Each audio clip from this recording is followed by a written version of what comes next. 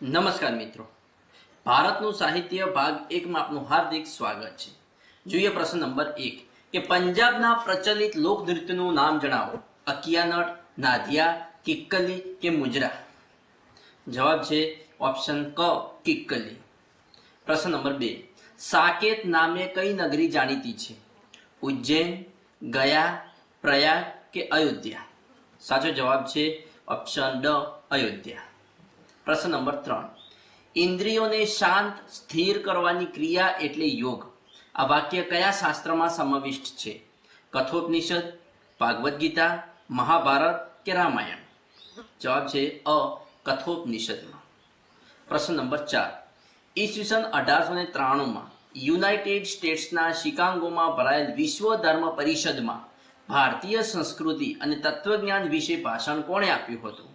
મહાત્મા ગાંધી, રામકૃષ્ણ પરમહંસ, સ્વામી વિવેકાનંદ કે દયાનંદ સરસ્વતી। તો જવાબ રહેશે ઓપ્શન ક સ્વામી વિવેકાનંદે ભાષણ આપ્યું હતું। પ્રશ્ન નંબર 5 કે રોગ નિદાન ક્ષેત્રે અષ્ટાંગ હૃદય જેવા ગ્રંથો તૈયાર કરનાર વૈદક શાસ્ત્રના લેખક કોણ હતા? વાગ્યભટ્ટ। જવાબ છે આપણો વાગ્યભટ્ટ। પ્રશ્ન નંબર 6 કે નીચેનામાંથી કયો રાગ વહેલી સવારે ગાવામાં આવે છે? તોડી, દરબારી, મલ્હાર કે ભોપાલી। તો જવાબ છે તોડી રાગ।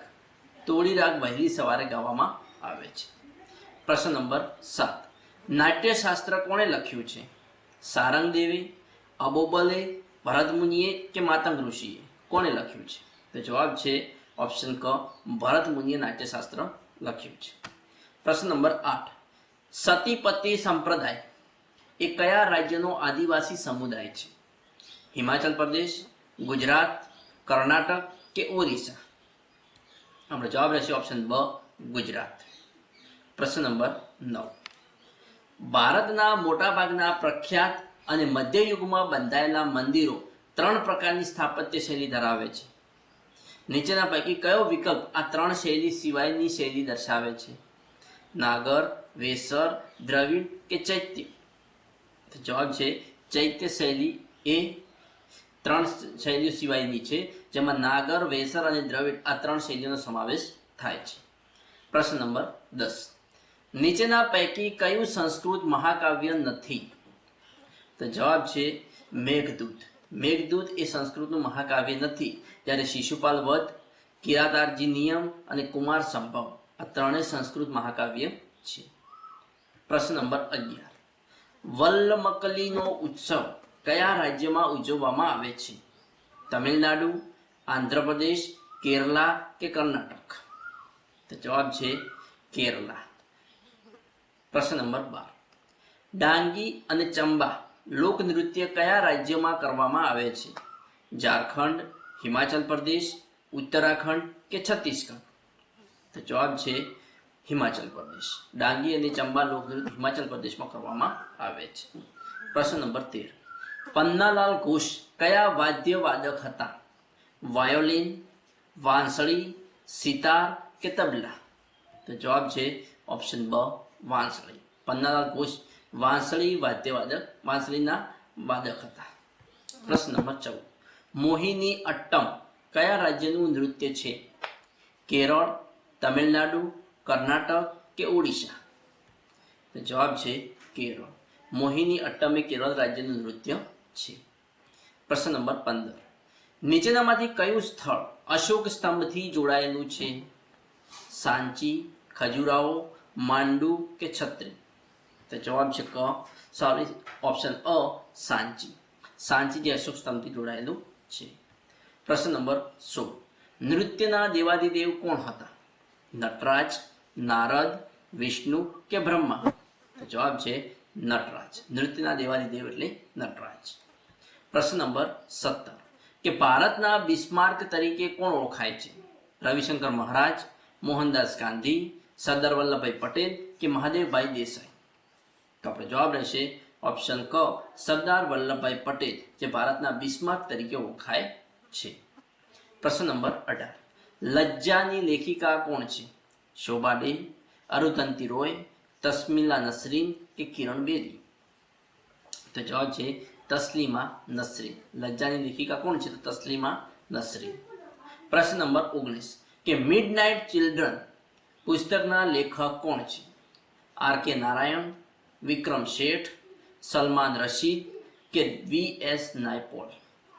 તો જવાબ છે ઓપ્શન ક, સલમાન રશ્દી. મિડનાઇટ ચિલ્ડ્રન પુસ્તકના લેખક સલમાન રશ્દી છે. પ્રશ્ન નંબર 20 કે મોહન વીણા વાદ્ય સાથે કોણ સંબંધ છે? કોને સંબંધ છે? મોહન વીણા વાદ્ય સાથે કોને સંબંધ છે? અજમદ અલી ખાન, શિવકુમાર શર્મા, સુલતાન ખાન કે વિશ્વ મોહન ભટ્ટ. તો જવાબ છે ઓપ્શન ડ, વિશ્વ મોહન ભટ્ટ. મોહન વીણા વાદ્ય સાથે વિશ્વ મોહન ભટ્ટને સંબંધ છે. પ્રશ્ન નંબર 21 તિરુપતિનું મંદિર કયા રાજ્યમાં આવેલું છે? તમિલનાડુ, કર્ણાટક, કેરળ કે આંધ્રપ્રદેશ. તો જવાબ છે ઓપ્શન ડ, આંધ્રપ્રદેશ. તિરુપતિનું મંદિર આંધ્રપ્રદેશમાં આવેલું છે. પ્રશ્ન નંબર 22 પંચમઢી કયા રાજ્યનું હિલ સ્ટેશન છે? પંચમઢી કયા રાજ્યનું હિલ સ્ટેશન છે? રાજસ્થાન, મધ્યપ્રદેશ, ઉત્તર પ્રદેશ કે બિહાર. તો આપણો જવાબ રહેશે ઓપ્શન બ, મધ્યપ્રદેશ. પંચમઢી એ મધ્યપ્રદેશ રાજ્યનું હિલ સ્ટેશન છે. જોઈએ નેક્સ્ટ પ્રશ્ન નંબર 23 ફિલ્મોનું સૌથી વધુ ઉત્પાદન કયા થાય છે? અમેરિકા, ભારત, ચીન કે ઇંગ્લેન્ડ. તો જવાબ છે ઓપ્શન બ, ભારત. ફિલ્મોનું સૌથી વધુ ઉત્પાદન ભારતમાં થાય છે. નેક્સ્ટ પ્રશ્ન નંબર 24 કે બિહુ નૃત્ય કયા રાજ્યનું છે? બંગાળ, આસામ, બિહાર કે ઓરિસ્સા. આપણો જવાબ રહેશે આસામ, કે બિહુ નૃત્ય આસામ રાજ્યનું છે. નેક્સ્ટ પ્રશ્ન નંબર 25 ડિસ્કવરી ઓફ ઇન્ડિયા પુસ્તકના લેખક કોણ છે?